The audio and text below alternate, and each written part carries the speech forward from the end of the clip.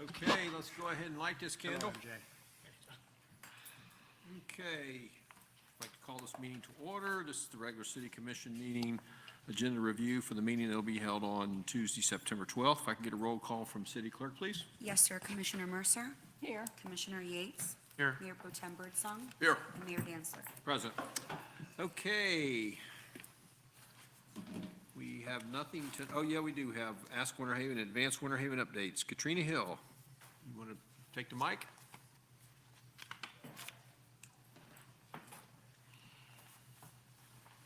Good evening. Ooh, we're clicking through. So we've introduced 3 new tools to the public in 2023, and we just wanted to give you a quick update on how they're working and how they're being used. So just as a reminder, these are the 3 tools. You have Access Winter Haven, Ask Winter Haven, and Advance Winter Haven. So we'll go through these one by one. Access Winter Haven is a platform where citizens can report potholes, damaged playgrounds, equipment, request their junk or large bulk pickup. It's available as an app for both Apple and Android, and you can also use it in any web browser if you just go to mywinterhaven.com/access. So as a quick reminder, I think all of you have used this platform, but what you do is you just go in, you pick your category from all the different categories that we have, from water department to public works, parks and rec. Select your location, upload any photos if you have it, describe the problem, and then submit it. And you can submit it anonymously, or you can submit it as yourself so you can get updates from staff and interact with staff. The only ones you cannot submit anonymously are code complaints, and of course if you're requesting a junk or bulk pickup, because we have to be able to get with you to do that. So far, this launched early this year, January actually. We've had 3,902 requests submitted. That's an average of just over 500 a month. 3,600 of those are closed. Of those, that closed just means they're resolved. They're fixed, they're resolved, they're closed. Of those that are still open, 246 are bulk pickups that are scheduled and pending, so this is being used a lot for that. 45 are larger issues that are in progress, so things like maybe traffic calming requests that take some time. 87% of the requests that come in are for the junk and bulk pickup, and that's because we're asking all of our citizens to use this to schedule those pickups. The average number of days it takes for our staff to confirm that they have received their request and let the citizen know that they're on it is 0.2 days, so less than half a business day. And it takes an average of 8.9 calendar days to close requests. So some of those requests are closed in less than 1 day, some are closed in more like 10 to 14, depending on what they are. But across the board, those 3,900 requests were all closed in an average of 8.9 days. So that's Access. Ask Winter Haven is a newer one that we launched last month. We have not sent any press releases or marketing out about this yet. That will be coming very soon. We wanted to soft launch it to kind of test it, but people have been finding it on their own and they have been using it. So this is currently launched on the website. You can use a chat bot on the website to ask information. You can also text 87752-ASK-WH questions, and it pulls answers from our website as well. So how this one works, when you go to the website and you click on the chat bot, it introduces itself, gives you some information of how you can use it. Say you ask, how do I pay my water bill? Right? That's one of the top reasons people come to our site, is to get to that type of information. It'll give you pages on our website. So this is locked in. It only pulls information from our website. It doesn't pull from the broader internet. It doesn't make up answers. It pulls information from our website, or we can also train it. We can say, if people ask this, tell them this, right? So that's what we are kind of working on right now. For this particular example, if you click that very top link, it takes you right to the customer service page to make payments, where you can click the link and read more about the different types of payments accepted. If for some reason it cannot answer your question, it will ask you to leave your contact information, and staff gets that, and we can then open a web chat with them, which is a text to their phone, or we can call or email them with the information. So, and additionally, it integrates with Access Winter Haven. So if you type something like pothole, it'll take you straight to the Access Winter Haven category to report that issue. So far, 356 different people have engaged with the chat tool. 297 of those engagements, or 83%, were able to be answered by the chatbot.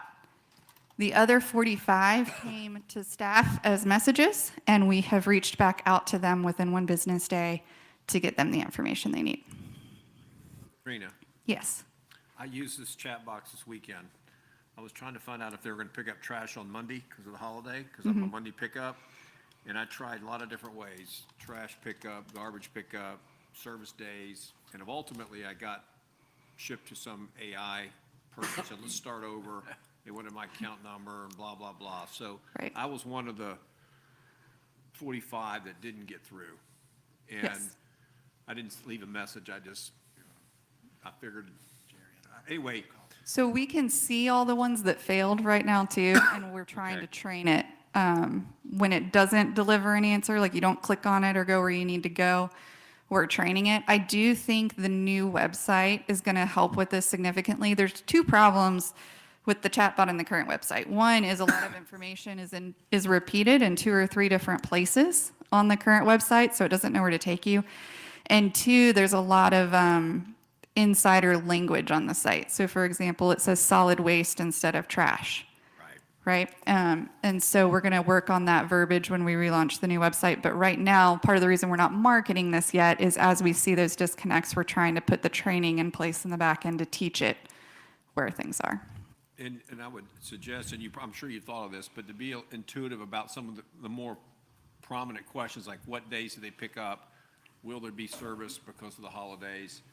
Where do I pay my water Yep. bill? All the stuff you've got on there. I'm sure you probably do that, right? You just try Yes. to think like your Yep. customers, so And to we can speak. train some things. What's interesting though is it seems to work better if you put in a full question than if you just put in a keyword. So if you just put in trash or holiday trash versus did the holiday routes change for Labor Day, it seems to work better with the long form. So we can look at changing like the welcome message to say something like, please ask me a question, and try to guide people to that too. But it's definitely a work in progress, and that's why we're not quite marketing it yet. But I think it will be a really great tool once we get it all synced up. Got it. I do too.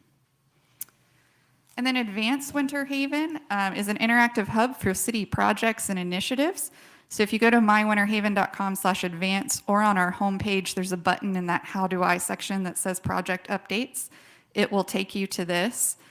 And this is just a page that list all of the projects, big capital projects we have going.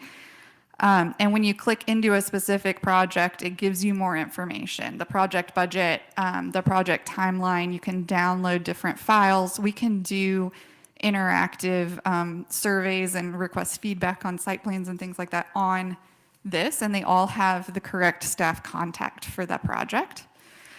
This launched specifically for we launched it the first time for the Winter Haven Recreational and Cultural Center project. We have a category on there too for partner agency projects. So for example, right now I have the Cypress Gardens Boulevard construction on there, and it just links them to the FDOT page. But it's a project happening in Winter Haven. People might come to our project, and it just clearly says this is a partner agency project. Here's where you can get the information, right? So we're trying to get citizens what they're looking for. So far, we have 7 projects live. We've done 8 project updates. So an example of a project update would be if downtown businesses or people that frequent downtown have signed up for updates on the sidewalk cafes project. When the road closure happened, we put a project update on there, so all those people got a notice right away that the road was closed. And there's more than 10 additional projects that we're in the process of building out right now, both in Parks and Rec and Utilities and Public Works. So this will continue to grow. And then some things that are kind of coming up soon. We're working on an annual report that will be rolled out with the state of the city this year. Some transparency dashboards that will be added to the website to showcase performance metrics tied back to our strategic pillars. And the new website is slated to launch in January. Okay. Anything else? Any questions for Katrina? All right, thank you. Mr. Mayor, just make one point on this, if I could. MJ and I had opportunity to go downtown today, and the signage that's up with the, for all the businesses that are still open, you know, while we have Central Avenue kind of torn up, there's a QR code that is on that, at the bottom of that sign. And if you scan that QR code with your phone, using the photo app, it will take you directly to the project page for the Central Avenue project. Oh, good. So we're just trying to push that out, pushing it out through Facebook, through any means that we have to communicate with folks. We're trying to fold that information in. And likewise, like with the garbage collection, we knew that we were going to have some changes this week and push that out through Facebook. I think on Friday or Saturday that went out. And what we've encouraged our staff to do is, you know, not everybody subscribes to the City of Winter Haven page, but maybe they subscribe to my page or to MJ's page or to your page. So when we have informational blasts like that, we've asked our staff from their own page just to hit the share button. So we get that out to even farther, a little farther reach with that. Okay. All right, we got minutes. Everybody's good with the minutes? Mayor's statement. All right, ordinance first reading, public hearing, ad valorem tax millage rate. 9A. T? So I'm not going to go into any depth on this evening unless you request otherwise, but you know, this is the adopting our millage rate for fiscal year 23-24. It's at 6.59 mils, the same millage rate that we had last year, and what we also had proposed within the trim notices. So Monday, I'll do a more thorough review of the entire budget, which was the next ordinance 2354, just to, you know, again, go back over where a lot of our spending is for the coming year and what's been included in that budget for the members of the audience that are here as well. So Monday night, you're thinking you'll, okay, maybe go in a little more depth. That's perfect. That'd be good because we have a bigger crowd. Yeah, and not much has changed from what you've heard as a commission in July when the presentation was done. But I think there's some points to be made within there that speak to the commitment to advancing Winter Haven. How's it coming with the fire? We're still in negotiations with the fire department and the Federation of Public Employees, which is a lot of our trade-specific positions outside of public safety. The police union, we have gone through negotiations with them. They were supposed to have a member vote on the contract amendments last Wednesday, but obviously the hurricane had impacted that, so those are scheduled for this week. There is an item on your agenda this evening. We have not uploaded it yet because we need to get through that agenda, through their vote before we plug that in, so we know if it passed favorably or not. But the other two, we are still at the table with. Do you anticipate a vote by Monday? On the police, I anticipate a vote this week, yes, sir. I just don't know exactly. It was either today or tomorrow. Tomorrow, AJ's saying, so. Okay. Okay. All right. So ordinance second reading, public hearing. Once you take through these, we've already been through them, but just pop Sure. if there's any highlights or anything that we need to be. Absolutely. reminded of. So the first one, this is bear with me one second while I just open it. This is rezoning 3 parcels from PUD zoning district to single family. This is over on Lake Otis Drive. So again, this was originally rezoned back in 2014 to a PUD, and they're looking to just put a single family residence on there. Nothing has changed since first reading on that one. You know, and just so you know, I rode by there and I was correct. There's a big old huge Banyan tree. banyan tree. Yep. We had a big discussion about that tree when we did that PUD. We looked it up following the meeting Monday night. City Clerk Vanessa was able to pull that up in the minutes, and it discussed that in there. It's on right in the corner, right? Yeah, well, it's kind of more, yeah, I mean, if you were to drive into, if you're heading east into the property, you'd drive right into it. Right. It's big, but it's not anywhere near big as the one at Cypress Gardens, but it's a big one. And they have cut on it, but it's still very healthy looking. The next item is the rezoning. This is with down around the Dairy Down, and this is rezoning the parcels from C4 zoning to from commercial heavy C4, sorry, to commercial downtown C1. This is down around the FDOT pond. We don't know what their proposed uses will be, but they have suggested that they would like to redevelop that area consistent with the standards of the C1 zoning.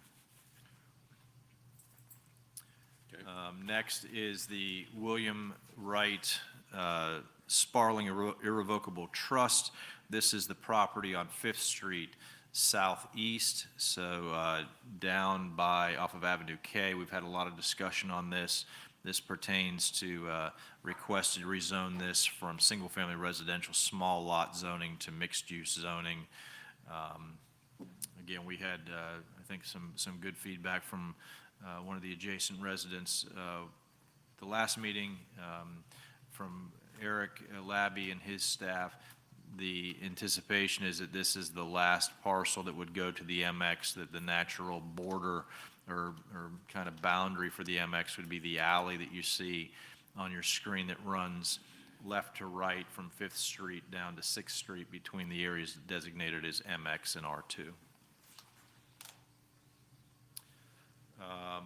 Next item is the rezoning of 9 parcels from single-family residential small lot to single-family residential large lot. This is Wood Point Phase 3. Nothing has changed on that since the first reading. And then the next item, 2351, this pertains to the calculation of connection fees for multifamily developments and non-residential developments based upon a study that we had Raftellus Financial Consultants perform. And the ultimate takeaway from this is that when we're dealing with our multifamily units, when they are multifamily units of multifamily buildings of 5 units or greater, they would be charged at 0.6 ERUs per unit versus what has been standing as 1 ERU per unit. Quick question, T, for John. On all these second hearings, let's say we have a 2-2 vote. Does that automatically fail, or does it pass on a 2? It fails on a 2-2 vote. A tie vote would be considered fail. Pardon? A tie vote would be considered fail. Okay, I thought so. Yeah. Okay, consent agenda? I have a Oh, question. sorry, Tracy. I'm just curious, as to, since this is an ERU, how many gallons of water per person did they assign or for an ERU? What's the total ERU water? Is it still the 350? Okay. What does ERU stand for again? Equivalent residential unit. Right there, I could have read it. You were just testing me to make sure I knew. I appreciate What it. does SCUBA stand for? Self-contained underwater breathing apparatus. Ding, ding, ding, ding, ding, ding, ding. Very good. All right. Yes, Double or nothing. I'll come up with some more. Okay. Consent agenda, we have acceptance of an FAA grant. So this is pertaining to the South Apron Rehabilitation Project. On July 13th, based upon the construction bids received, city applied for FAA grant funding in the amount of $3,878,740. And if my page will turn here, I'll tell you that the FDOT Public Transportation Grant Agreement and Grant Amendment for this project are expected to be received September 8th, which is in 2 days. They've notified us that those have to be returned no later than September 13th. So as soon as we get those grant agreements this week, they will be uploaded and attached to this fact sheet. And the construction cost for this project is $4,572,188. That includes the construction, administration, and inspection fees as well. The DOT portion is expected to be $3,878,740. DOT will have a contribution to be a maximum of $525,731. The city's share is $287,920. So what we're asking with this is that the commission approve the FAA Airport Improvement Program grant offer and authorize the city manager to execute the subject grant agreement and take all other actions necessary there too. We've got, these all kind of line up well together. So the next item is the invitation to bid and award for ITB 2336. So this is the actual construction of that work. We had 2 bids that were received following our advertisement on June 7th. The low bidder being Hubbard Construction Company. Again, the project cost of $4,572,188, which is inclusive of the physical construction, construction management services, and the resident project representation. That will be the next item that we'll discuss. Again, the city's share is $267,981. So we're recommending the commission award ITB 2336 to Hubbard Construction. And then, as I mentioned, the item 12C, so Hubbard's doing the work. We also have a task order number 18 from Hanson Professional Services to perform the construction administration and management services as outlined in the scope. Hanson submitted a task order. This was given what they call an IFE, or an independent fee estimate review, by a separate consulting firm, and that IFE was submitted to the FAA as part of the airport improvement project grant application. So all that's been vetted out. Hanson's task order for the construction administration and RPR services is $336,680. Of that, $312,444 is FAA and FDOT eligible. City share is $24,444. So we're recommending that the commission authorize or approve the professional consulting services task order with Hanson. So those are all three go together. So there's the grant that we'll get in on Friday and upload to the agenda. There's the award of the contract to Hubbard Construction for the actual construction of the work, and then the task order with Hanson to provide the construction project management. Item 12D, staying with the airport. I know that three of you were with us this morning at the airport for the Blue Line Aviation ribbon cutting. What you saw out there in those buildings were their temporary facilities. So we've been negotiating a contract with them to do a land lease that will be just west of the existing terminal. And on that land lease, they will build 2 new 12,000 square foot hangars. And they will do the design, the permit, and the construction of those. The city will do design, permitting, and construction of the entry road, the vehicle parking lots, the aircraft parking apron, and taxi lane access to the airfield. The term of this lease is for 20 years. They have 2 5-year renewal periods that they can request. There's also a 12-month grace period. So the period from when the lease is executed until those are built and ready to occupy, there's not a lease that's paid within that. That's the 12-month grace period. But as soon as, and John can correct me if I'm wrong, but as soon as the CO is issued on those buildings, then the lease payments begin. Correct. We will own those buildings as soon as the certificate of occupancy is issued on that. Their beginning rate monthly payment is $3,149.60 per month, or $37,795.20 per year. That annual lease rate does adjust annually by the CPI. I just want to ask. Go ahead. So this has nothing in common or overlapping with the proposal that we have for the towers? No, sir. So you're talking about the remote Yes. air traffic control tower? That is a project that is still underway, that is 100% FDOT paid project. We're working with the city of Bartow and others on that. That will benefit this operation significantly. I will tell you that in light of, just ongoing, when you have as much traffic as we're seeing at the airport, safety concerns do arise with that. We are having discussions with outside parties to explore what opportunities are there for perhaps temporary tower use, utilizing the facility that I think some of you have seen we utilized during the Sun and Fun. Just to give us a little bit of bridge until this facility comes on. And I hope to be able to bring something back to you in the next probably 60 to 90 days on a proposal for that, should we be able to reach one. But yeah, this is totally separate from that. This is just for them to, they'll store their airplanes over on that side of the airport. The buildings will have some hangar space within them and some classroom and instruction space as well. And the temporary facilities that you saw on the facility today will be removed. So how soon will they start? I'll look to Eric Manager. I don't know, Eric, have you had conversations with Blue Line?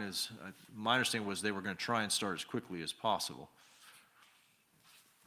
Good evening, everyone. Eric Manager, interim airport manager. I did talk to Trey on the 1st of September, and when he signed the lease on his side.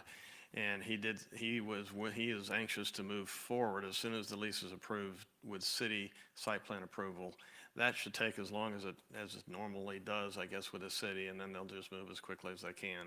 Obviously, they'd like to get it done within that 12-month period or sooner. And they're busting at the seams as they are with the temporary units that they have, so they want to move quickly.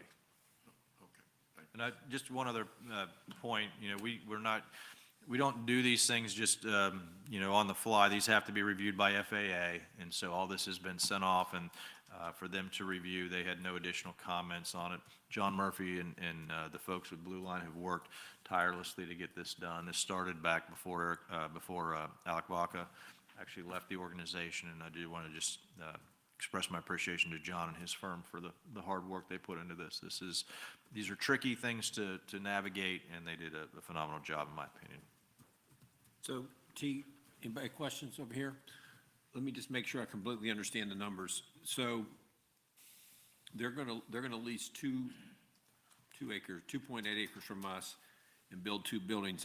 And we're gonna get $37,795 a year, no matter how many buildings. They're just doing a land lease. Right. So they could build 4 buildings out there, or 6, and we're not gonna get any more money. Well, the lease is specific to, it outlines specifically what's to be built there. So if there was a change in that, the lease would have to be amended and adjusted accordingly. So 37,795 times 12 times 20, it's about $755,000 over 20 years. Plus you own the buildings that they just constructed for, Right. whatever But that what I'm value trying to is. get to is, what do we have to spend? Something we have to spend to get them in there, and most everything's on them, but I heard you say, I'm not completely clear on what we have to do to get them in there. Yes, sir. So there is bear with me just a second so I can get to it. It'll be part of the presentation on Monday evening, but it's designated within the airport fund projects as the Commerce Park.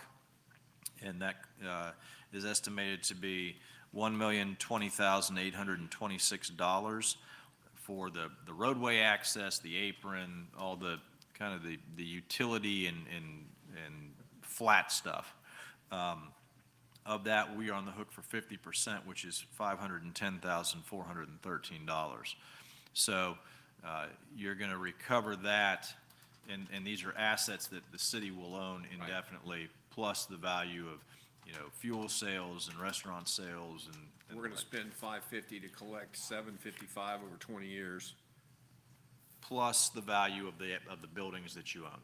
Yep, and plus the fuel sales and the other things. Right. I'm just trying to make sure I get it. And we Yep. also spent $1 million on sewer and water out in this particular area, or is that, because I remember that was something we did 3 or 4 years ago. Yeah, I'm going to have to defer to Gary, $2 $2 million to put all that in, and that's much greater than just this one area. So the area that's part of the lease, there's actually room to expand, to build more hangars to the further west of it. Yeah, Exhibit A within your fact sheet, and AJ, do we have that in the slides, do you know, the land lease? Okay, so we'll make sure it's part of the discussion for Monday if need be, but it is within your, the attachments of your fact sheet. There are additional hangar spaces that are along that western open land today. That was part of what we put those utilities in for. We also put utilities in on the south side of the airport, so we invested $2 million, give or take, to prepare all that land for future economic investment, and this is the first piece that comes This is into the it. first piece. Right. And so, basically, all we're gonna get for the next 20 or 30 years is land rental income, not building income, because we don't own the buildings. We own the buildings theoretically, but we're gonna just get land. After 20 or 30 years, then we'll get rental income, which will be higher than Right. land income. How is the land income rental rate determined? Is that something that you can negotiate, Eric, or how do y'all come up with that? There was some research done by the previous director before I got here that showed that the rate that's being charged is fair market. And then I reviewed it also, just to make sure to compare it to what Bartow and other regional areas are charging, and it was really close to the same. So I also asked the FAA if we needed to have a separate appraisal done, and they did not require that because on aeronautical leases, it's usually not required. It's just the non-aeronautical leases. So, but it is a fair market rate from what I can tell and from what Alex has already previously researched. So this is 2.8 acres, and we're gonna get roughly 755,000 over 20 years. How much acreage do we have left out there that we could do another 2 or 3 of these on, or 5 or 10? Well, you or- could do, based upon, let me pull up the image. It's Exhibit A is the land lease depiction, and you can see, We're not seeing anything on the screen here. well, no, you have to look at it from your iPad to Okay. pull up from within Granicus. Oh, there it is, there it is. So, you can see the area that's outlined in red is what we're talking about with the blue line lease. This is all conceptual of the other things that are out there, but that the next building over is basically double what's proposed within or the same size, I'm sorry, as what's proposed within the blue line lease.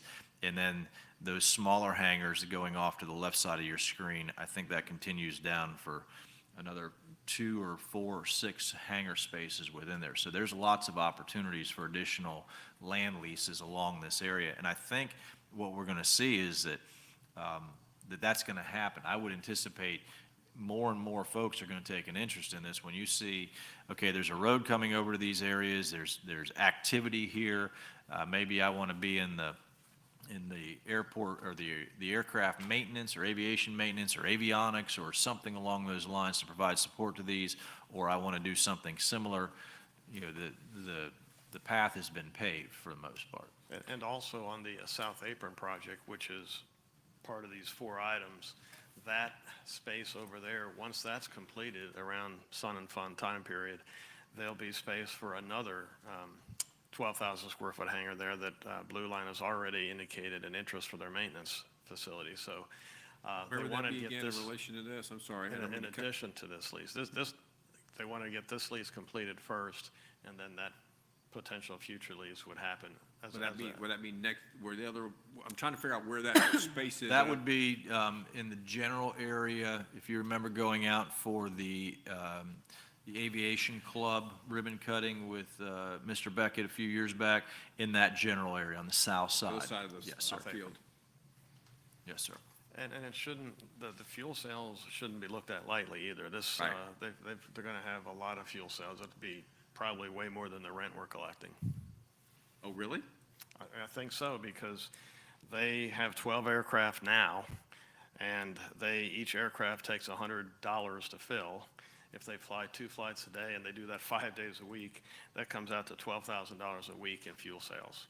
So, and I think as they continue to grow, we'll see this really help with the fuel sales, and probably need some staffing increases too to handle some of it. Do we make a nice profit on fuel sales? We do? Yes, Okay. yes. I'm just trying to understand the math, because this airport stuff always, we're spending another $500,000 to build this. If we build property B and C and D, we don't have to spend the 500 grand, right? Because that's just on the apron to get them in there. Or do we have to continue to spend 500,000 to get another lease? You see what I'm saying? Right, right. I think that as you expand out, you know, the infrastructure piece, the roadway, the flat stuff is gonna fall back to us as the owner, with assistance from our grant providers in that. Certainly, if we don't have to pay for that, we don't want to, but, my take on it, Mr. Mayor and Commissioners, is that, sometimes we have to spend some money to make more money. And in this case, to invest, $500,000 into that area, and come away with probably in excess of $1 million worth of new infrastructure buildings. The number that you had quoted as far as, $750,000 in land lease and fuel sales that are probably, double that over the same period. It's not too different from getting an FAA grant where we're getting 90 cents from them and 10 cents of our own invested into it. Well, that's the advantage we have as government. We can extend our time horizon a long way to Right. make this work, where the private sector couldn't do it this way. This wouldn't be that good of a deal in the private sector, but from the government's point of view, it probably is. And we're able to recapitalize some of this money back that we've been spending out there, so. I Great bel- questions, though. I appreciate that. And I do believe that the debt service on the terminal building, which was built in 2008, probably for a 20-year amortization, will probably be concluded in about 5 years. So come 2028, that debt service will likely mature and be paid, I would think. I mean, We'll figure out some way to borrow something else. Let me try. well, I'm just saying that's an additional, We'll need a renovation by then. whatever funds are required for that. I know, I'm teasing. Go ahead, Brian. In today's dollars, what is this worth?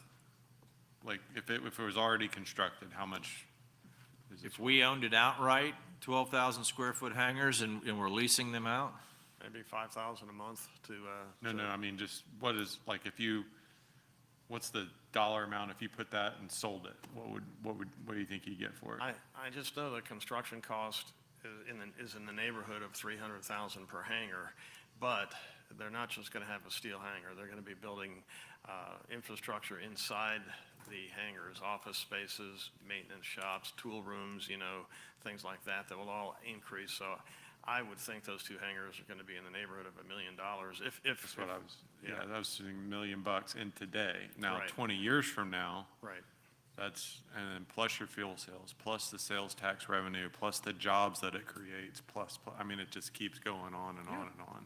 The I'm in hangars are a favor of huge it. I'm just demand. saying, we can make these kind of deals where the private sector may not. well, and I think it's wise to do so, because the option otherwise is go out and build those yourself and on spec, and it's not a real risky spec, because I think you'd fill them quickly, but you have to have the capital up front to do it. We still have plenty of room down there for a hotel too, so I still keep. Oh, yes, tons of room still. I still keep hoping we're gonna attract a hotel of some kind. Well, these types of programs like Blue Line has, where they're bringing in future commercial pilots that are here for, maybe a shorter period of time. They don't need to take up residency to do that, but they do need to stay somewhere. It seems to me that would be an ideal place for some type of hotel that caters to long-term stays. Staybridge Suites, are you guys listening? Is that what you're leading with? Already called them? Oh, well, there you go, see? They wanna see the lease approved before they're gonna build a hotel. Okay, anybody else, guys, girls? Mr. Mayor, let me just, if I could comment. It's interesting you say that, because let's go back to $2 million of investment into the infrastructure here. Public investment begets private investment. We saw that. I used 3rd Street is the perfect example of that. The city, 2011 timeframe, put about $1 million into improving 3rd Street, and every single property along 3rd Street has had significant improvements to it. We have the Rain Dance apartments that came in. We have another, the Breeze apartments that are going to be coming in off of $1 million seed that the city planted, and there's probably, I'm going to guess, upwards of $75 to $90 million of investment that will happen once the Breeze is done in that area, and much more to come. This is a great example of that. When you think about $2 million went in to create the infrastructure from utilities throughout this entire area. Yeah, we'll have to go back in and pave some roads and do those things. But this is the first reinvestment or new investment of that area. If a hotel goes out there and locates, that's a multi-million-dollar investment into off of that same initial $2 million. you get more and more of these hangars. It all feeds off of that one initial investment. And again, Mike Herr is, when he was city manager, pushed hard to do that economic investment there, and Gary and his team brought that to the table. That was, I think, an extremely wise decision. I think in 10 years, if I'm still here, I often talk to our residents about significant decisions and things that change the landscape for the better in Winter Haven.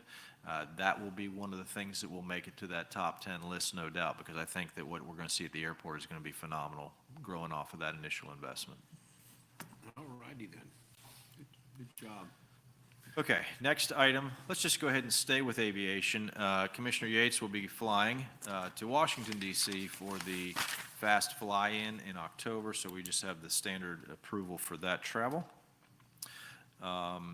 We have a municipal election administration agreement with the supervisor of elections. This is for our election that will take place on Tuesday, November 7th. There is a municipal election administration agreement that has been brought to us.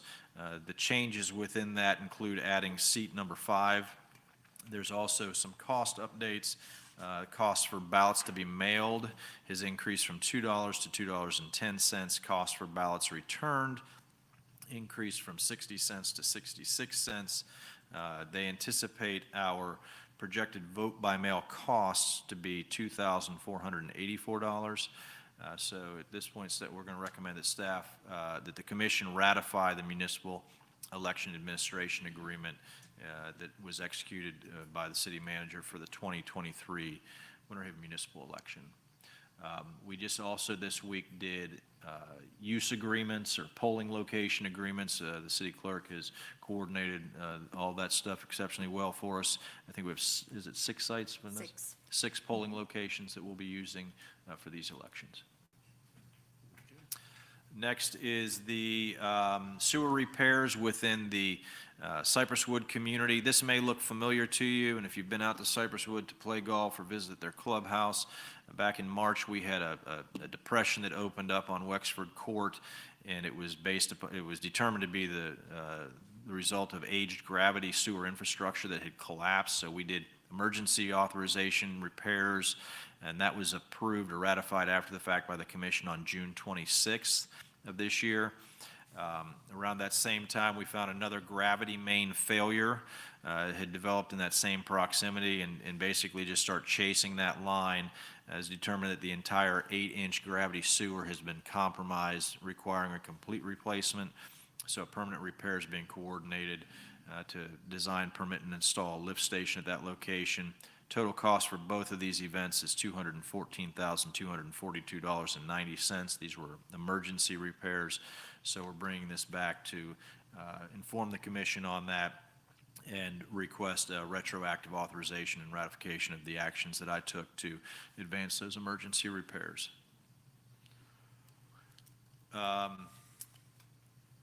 12H is the purchase of an asphalt truck. So this is something that is within our budget proposal for fiscal year '24.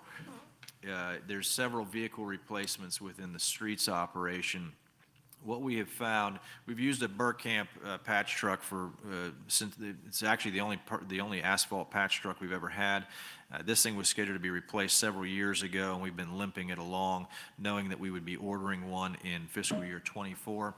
While our staff was attending a Public Works conference in San Diego just recently, the National Conference for Public Works, they were able to secure an opportunity to buy a truck while there, or at least make the commitment on that.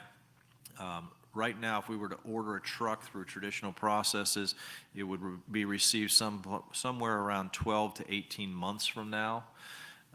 By taking delivery of what we consider a floor model, basically a display model, we're able to get that at the same price that we would off the Florida Sheriff's Association contract and get delivery in probably as soon as 3 months. So that allows us to be much more efficient and responsive to addressing asphalt needs. So what we're asking is that the commission authorize the city manager to initiate this purchase We won't make payment on this until it's actually received. And like I said, this is included in our fiscal year '24 budget. We have funds already available within the capital replacement fund. This truck will come with a few additional safety features which only benefit the staff and the citizens being served, so. T, could you, go ahead, I'm sorry. What will you do with the old one? MJ? Surplus. We'll surplus that truck. It's, the one we have currently is in pretty rough shape. I see. Surplus mean you'll sell it? Yeah, we'll take it to auction. Yep. Would you go back to the one, the Wexton Court? There, looked like right before you switched, there was a picture of it. I want to know where that is. I'm trying to, there, okay, right there. So that you can see where the Cypress Wood Pub and Grill is, that's the clubhouse. Okay. So if you've driven out there, this road's been torn up and. Wait, where's the clubhouse? Uh, Oh, there, okay. Yep. So this is the road, the main road that comes into Cypress Wood. You would turn on to Wexford. you turn onto Clubhouse Road. Okay. The repair is right there at the corner of Clubhouse Road and Wexford Court. Got it. I know where it is. Yeah. It's been pretty disruptive for them out there, and been working with Bob Shade to keep him as apprised of our efforts.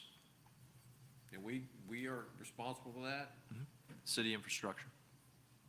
Oh, sewer, okay. Yep. We Water and sewer. bought that with the Garden Grove Water Company, that's all.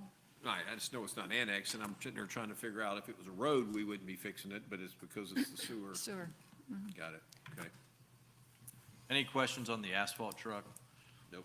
Again, just want to commend staff for being diligent and trying to find the best ways to get things done and at the same time meet what our procurement requirements are. 12I, Mayor and Commissioners, this is the item I mentioned about the PBA, the Police Benevolent Association. This is their collective bargaining agreement. We don't have this yet. We got to wait until that vote comes through. But should that vote be favorable, we'll upload that in the next day or so. Resolutions, 2351 is a beautification grant. This is DOT's beautification grant that will offset some of the expense associated with improving the pond, the FDOT pond that is down by 5th Street where the Bowen Yard project is underway and Soci Market. So this is authorization to apply for those grant funds, is what we're requesting. Can apply, the maximum grant award is $200,000. There's also funds for this project within the downtown CRA budget for fiscal year '24. First readings, 14A and 14B are land use and zoning requests. These associated with a small parcel at the southwest intersection of Lake Eloise Drive and Eloise Loop Road. So this is where the new roundabout is. This is that southwest corner. If you've been around there recently, it has been completely cleared off. It's bounded by the railroad tracks, a little triangular piece you see there, Macon Road on the east and Eloise Loop Road on the north. This is being land use and rezone changes so that it can be used for personal storage. Where's the circle? The round, it doesn't show up on here, but it would be, AJ, if you can hover over that intersection right there. So all that cleared area to the north up along Hoover Road is Harmony. Okay. 23 and items 14C is a request by Carlton Properties to rezone from single-family residential small lot to multifamily residential zoning district. This one is along Old Eagle Lake Road. We had a lot of discussion on this over the past several months when this was annexed in. This runs parallel to US Highway 17. The area to the, I'll say to the left of the blue box, that is Normandy Heights. If you were able to see where Winter Lake Road or State Road 540 comes back in, that would be where the racetrack is out on US Highway 17. Wave your thing where racetrack is? It's going to be down that way. Yeah. Okay. Yeah, that would be the signalized intersection. So this is kind of like that road that runs directly parallel to US 17 from Lake Ship Drive down to Winter Lake Road. Where's the Rose property?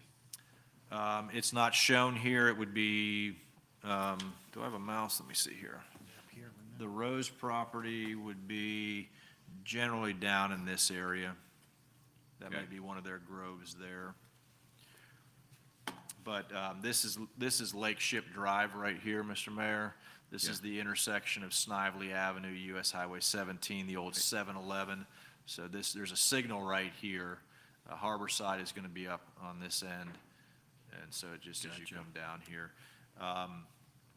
Their request is, this is a 21.68 acre site. They want to develop approximately 187 townhouses on the property. Based upon maximum density allowed and permitted, they could do up to 217. This is 109 units over the maximum number of units potentially developed under the current R2 zoning.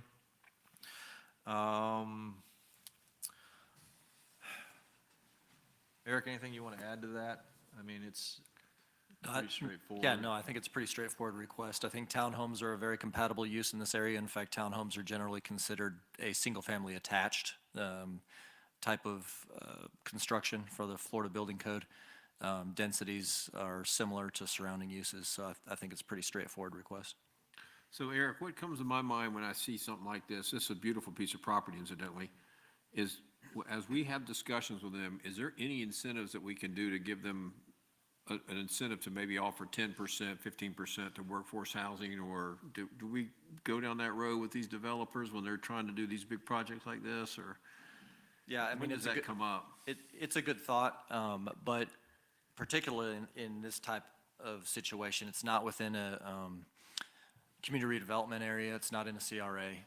There really are no incentives at the local level that we really can offer. What about our homeless, our trust fund that we have, that we fund? We would have to define a program. If we were to, we could, our Affordable Housing Trust Fund, those Yeah, monies that's are, what I meant to say. yeah, those are designated for assisting with affordable housing, and the city commission and city administration, could come up with a program with defined, rules and regulations for how we could, provide some sort of assistance in the affordable housing arena like that. We do have the leeway to do that. Do we have like any experience in that, or is that reinventing the wheel, or is that something we can copy somebody else? Because to me, it makes perfect sense to. There are a lot of examples out there, some programs that have been done. Minneapolis, Minnesota has done a lot of programs around homeless and homeless initiatives that we can take a look at. I think it all usually comes down to how much money do you have and how much of an impact can you make with those dollars. Minneapolis has designated millions and millions and millions of dollars towards their efforts. I don't want to talk about, I shouldn't say homeless, I'm talking about workforce housing. I'm talking about teachers and our firemen and our police people. They need a place to live that's And we close. do, and we do the best we can with our SHIP dollars. We do, that is for, lower income and workforce type housing. We do provide down payment assistance through that program. In theory, those funds could be used here if there was an applicant that was income eligible and wanted to buy one of these townhomes. They could apply through our SHIP program for down payment assistance. My thought, and I'm speaking to my fellow commissioners, and John, if this is somehow legal, if we could use some of that money to incentivize our employees, our police and our firemen and our workers that need a place to live, even if it's 10 units or 20 units, if there's some way we could use that pool of money to help our particular employees or teachers that work in Winter Haven, in our service area, or in our city limits, if we could use some of that money to incentivize developers to make 10 of those units available out of 100, 10% for our people. Yeah, we'd have to look at that, Mayor. I know that what thought comes to my mind is we have to be careful when we're analyzing and when we're delving into these kind of things, that we're equal and fair and that we're not. I want to be equal and fair, but I mean, everybody in the city gets a chance if they make under 70 grand or something, they get a chance to get one of these units. Yeah, we'd have to look at that and see if that would be something that we could actually offer. I just want to start taking care of our people that work here Sure. and our teachers. That's it. That's all I want to do. We got the money somehow. I don't know this, and of course, this is not beyond, this would be beyond the scope of what I would know, but it would seem to me that the type of densities and the type of structures that they're talking about here probably are going to be those kinds of houses or those kinds of residential structures that are quote-unquote workforce Yeah. type housing, likely, already, market-driven, perhaps. If we I can don't know get that. a 20% off on the rents or something for our cops, let's do it. Or for We can look at that. I mean, that would be what an incentive to attract firemen. I know we have such a turnover, but to be able to say we've got some places that you could potentially live. Anyway, I'm off my soapbox. Okay, Tracy. In reading some of the things about affordable housing and some of that, there are some developments or some cities, towns, counties that do require that the builders provide so many units within a development just for affordable housing. I'll look back and see if I can find some research on that, and Eric, I'll get it to you. That is certainly something that was discussed when we reviewed the Affordable Housing Action Plan. Right. That's a little different than what the mayor's talking about. What I'm talking about is I want a Winter Haven policeman to have first dibs on 10 of these units and not a Lakeland. Not that I have any problem with Lakeland cops, but I want it to be Winter Haven policemen to have a chance to get these places. Because we're going to incentivize the developer, incentivize the people to give our cops the first choice at these particular places. Or a teacher at Brigham who has 2 kids and can't afford rent in her own city, that place. That's what I'm trying to get to. Because I think if we think like that, we can come up with something that works, that's legal, and that we can afford. But that's just me. Okay, keep going. Yes, sir. 14D and 14E are land use and zoning changes specific to a request from the Telescorp Group. This is out at the Lake Ashton Preserve. I'm going to ask Eric Labby to comment on this one. It's a little complicated, but it makes sense. Yeah, so you may remember this. This is the preserve at Lake Ashton. This came through for land use and zoning several years ago. It has a planned unit development zoning district on it. Allows for single-family, multifamily townhome development in here. There's what's referred to as the bird sanctuary in the back. There's also some single-family homes back there. They are county residents. We could not annex them into the city limits, and we could not annex the entirety of this preserve property into the city at the time, because it would have created an enclave. So we left a swath of land, I believe it was 150 feet wide, going back to that area in the county.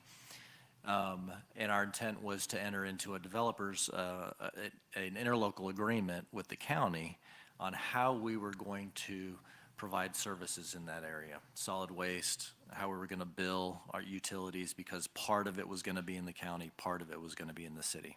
For a number of years, we worked on that.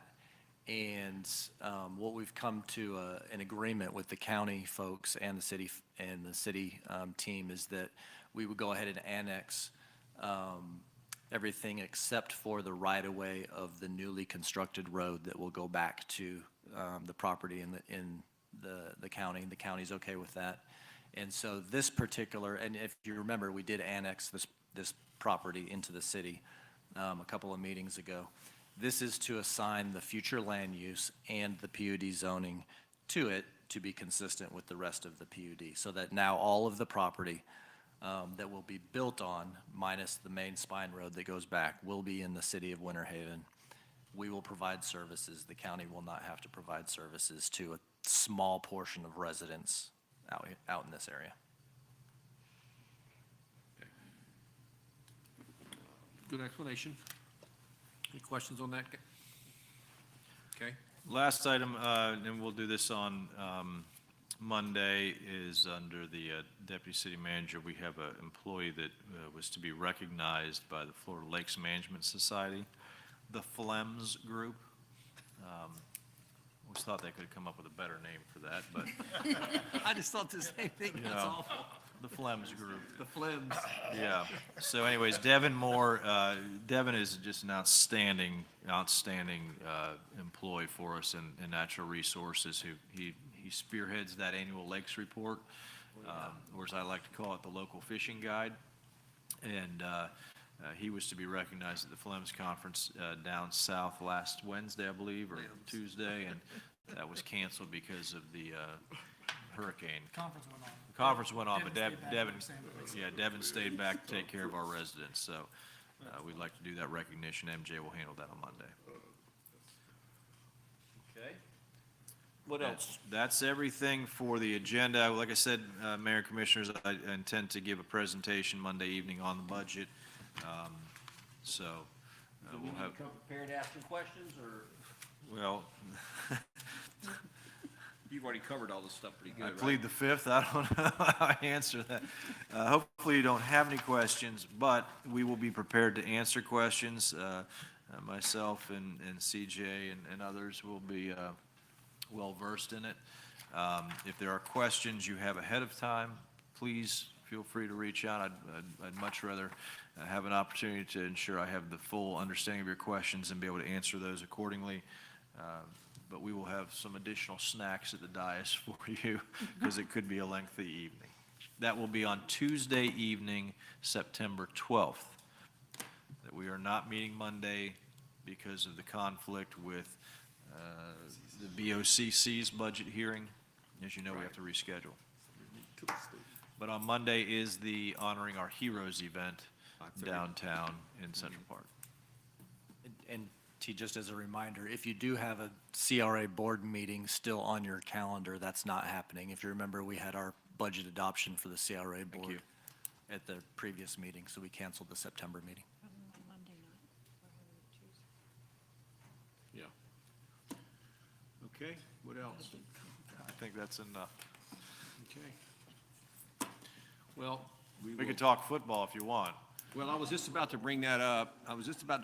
You know, there's been so much acrimony lately, you know, with all the Himalaya and I'm just thinking, I'm gonna make a motion Tuesday night that we just take a year off of our bet and just maybe we'll pick this up next year. There's no reason to just keep going down this road, so let's just take a year off. Is this and why we'll- you're asking about 2-2 votes? We'll pick it up next year. Or it's 3-3, I thought. Can we So all just that be being said, Colorado we'll just- Buffalo We'll fans? just call everything off for 2023 and It's just one too many threes. 2024, we'll pick it back up, so. I have nothing else this evening, Your Yep. Honor. and Commissioners. Anybody else go to the order? All right, we're adjourned.